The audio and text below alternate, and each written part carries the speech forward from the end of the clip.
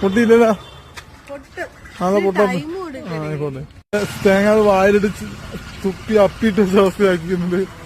എന്തുവത് പൊട്ടി? പേടിക്കുന്നില്ല, ബോംബല്ലല്ലോ പൊട്ടിയത്. അതെ, പൂ കുറച്ചുണ്ട് ഗൈസ്, ഗണപതിക്ക് വെക്കാന്ന് പറഞ്ഞത്. പോയി നോക്കാം വാ. അതെ, അമ്മയടുത്ത് ചോദിച്ചിട്ടാ വാങ്ങിച്ചത്. ചോദിച്ച കുറച്ച് ശ്രുതി അല്ലേ.